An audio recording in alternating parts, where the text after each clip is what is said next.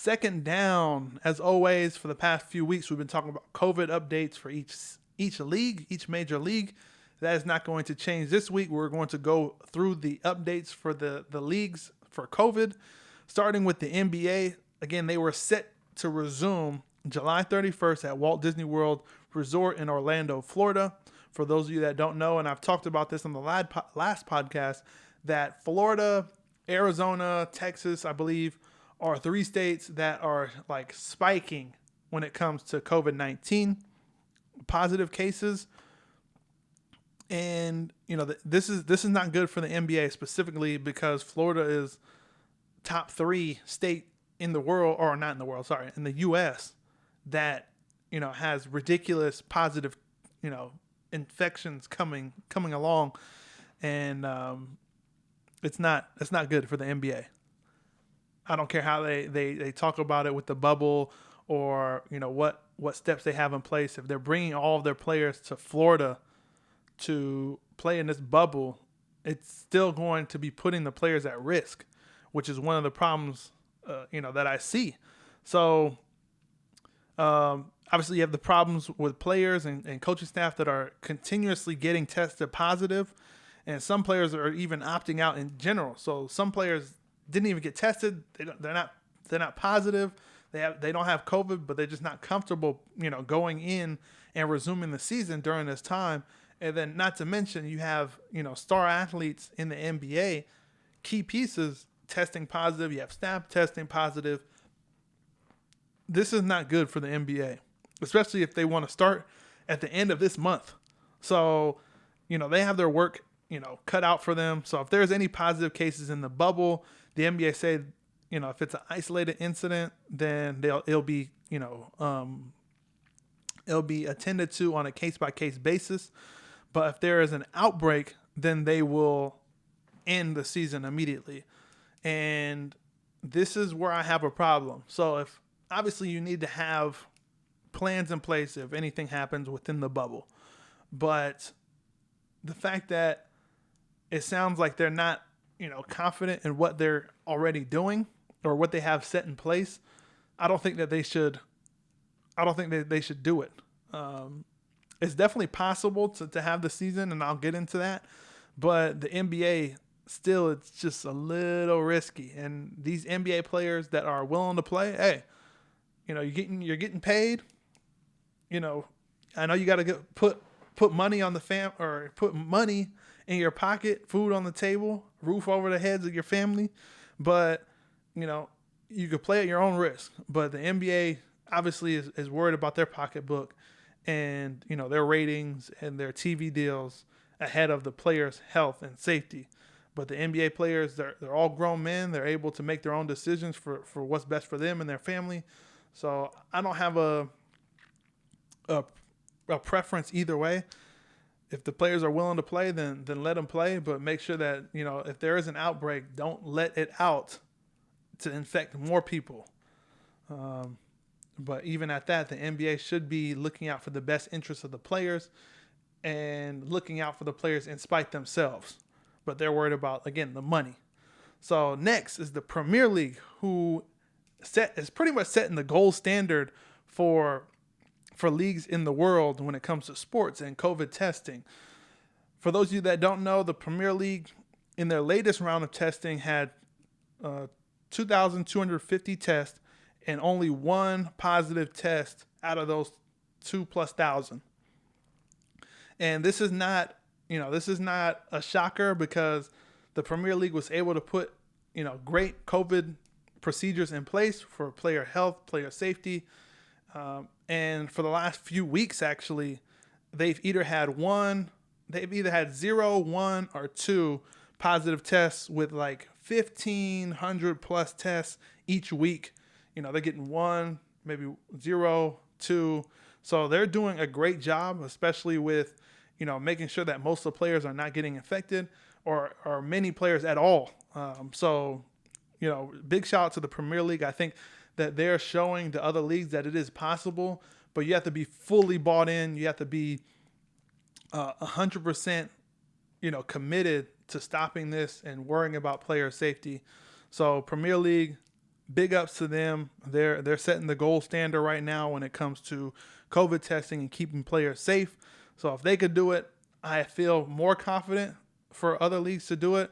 But it's still going to be difficult, especially in the U.S. where I think we're leading when it comes to infections for COVID-19. So two different playing grounds, two different situations when it comes to U.S. and overseas. But U.S. has, they have some other league that they could look at and say, okay, well, what are they doing? What's working for them?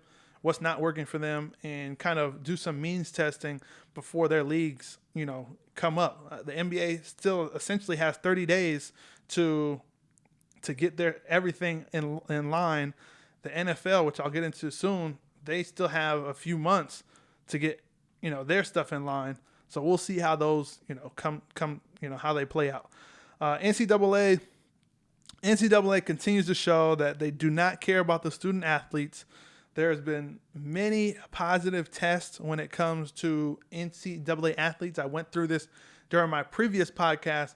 I've even told you that some of the schools didn't even release their positive information. I know some schools are testing, some schools that are still working out currently, they are testing on a weekly basis, and this is inside information. But they're testing on a weekly basis to make sure that the athletes aren't testing positive and aren't putting others at risk. So NCAA, here's my problem with NCAA. This is why I'm saying that they don't show. This is why I'm telling you that they're showing that they don't care about the athlete. So parents are even complaining, trying to figure out why the NCAA has all of these rules when it comes to transfer and this and that, but they have no rules set in place for COVID. Like they're not requiring the schools to do anything. The most that the NCAA has done is said, hey, we're going to suspend this. Players aren't able to come back till June 1st. And once June 1st came in, it sounds like the NCAA kind of was like, all right, we did our part. You schools, you figure out the rest. And, you come up with your own guidelines, how you see fit. But as the leader, or basically the organization that hosts all these schools, you should be coming up with rules that the schools must follow. And that's not the case, so parents of Michigan defensive tackle Chris Hinton asked that each conference and NCAA form a parent advisory committee for COVID-19 safety procedures. Now, this would allow parents of the student athletes that are actually playing and putting their health at risk be able to have a say on, hey, this is what I want to happen. These are the procedures I think that should be in place for COVID-19. They need people sitting at the table that actually care about the student athletes. And I think that is a great idea from the Hinton family, who I've actually met during the All-American game down in San Antonio this year and the previous year, because they have two kids that are D1 now, but great family. And they are saying this is their proposals that each conference and NCAA form a parent advisory committee for COVID-19 safety procedures. Again, if you have a whole bunch of suits sitting in a room, they have no relations to the players, they're just worried about their checkbook, they're going to do what's in best interest for them and for the organization. So that means money. We want them to play. We don't care about the health. It is what it is, but we need parents to actually have their seat at the table, a committee that could work with the NCAA to say, hey, look, we've talked to our kids. We actually care about them.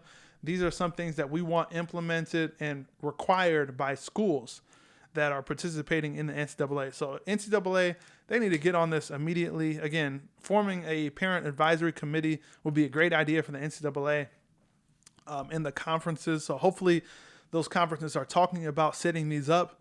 And, I'm curious to see what the NCAA does, because out of all the leagues that I'm going through, the NCAA is essentially a league, but it's the biggest league because they have the most players within that league, the leagues that I'm actually going through.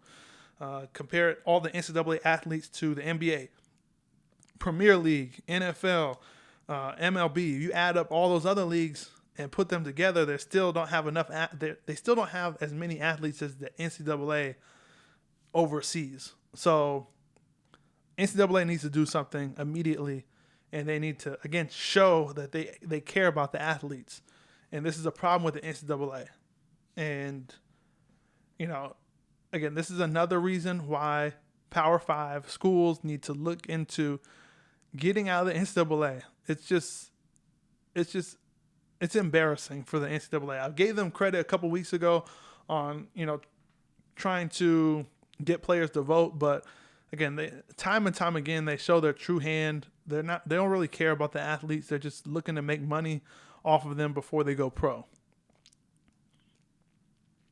NFL news. So it's still, there's not much NFL news because again, they're still kind of working through things, but still doesn't look great for the NFL season. The NFL has already canceled the Hall of Fame game between the Cowboys and Steelers. So that is the first game for the NFL that has been officially canceled. The NFL is already stating that they are allowing people to use their Hall of Fame game tickets for next year. And they're also pushing the Hall of Fame ceremony to next year as well. So all of those that are in the Hall will get elected to the Hall of Fame will have to wait till next year to actually be inducted and have the ceremony and go through the ceremony. So there will be a lot of people in the ceremony next year because you'll have two classes going in, the 2020 class and the 2021 class. So NFL, this is not good. I mean, I think the Hall of Fame game, I don't think anyone wants to play a fifth preseason game, so I don't think it's that big a deal for those teams that are playing. But this is just the first domino to fall. We know that other preseason games will also be canceled, so this is just the first domino to fall. Right now we're kind of just waiting to see if the season will actually take place. Are we actually going to miss any regular season? And we'll just keep our fingers crossed and hope that this COVID thing kind of goes away, or that the NFL is able to put some type of testing or procedures in place. I know they have put those procedures in place and sent them off to the teams, but hopefully they're able to put something together similar to the Premier League, to where it's very minimal, no fans, not that many positive tests. So there's still hope for the NFL. But the canceling of the Hall of Fame game is the first domino to fall. We'll just see how many fall. And hopefully it's not the whole damn season. Then lastly, the MLB. 60 games. We talked about this. They came to an agreement, the MLB and MLBPA. So we're just waiting to see, because I know they're actually reporting to spring training today. So MLB is already underway. They're already underway. So we'll see how that goes with the MLB. We will keep our eyes open. Hopefully I'll get a chance to catch some games on TV. So I could talk a little bit more about MLB on this podcast for my baseball fans out there. But man, it is crazy. COVID-19 is absolutely wrecking fall sports, which is my favorite time for sports, football, college football. And, I was anticipating on going to, flying to other states to go to a couple college football games, but it just doesn't look like that's going to be the case this year.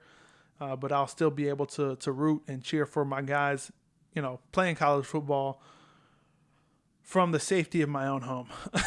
So it's unfortunate, but, things had to happen. Hopefully there is a football season there. Hopefully there's sports. These sports leagues are able to put something into place to be ready for sports, but it's got to go with the wind, man. Got to go with the wind. Thanks for stopping by. Make sure you guys hit that subscribe button for more fire sports takes. And for those of you who are on the go, make sure you subscribe to our full show, which airs every Thursday on Apple Podcasts, Google Podcasts, Spotify, and a bunch more. Until then, I'm chucking it up, and I'll see you guys next time.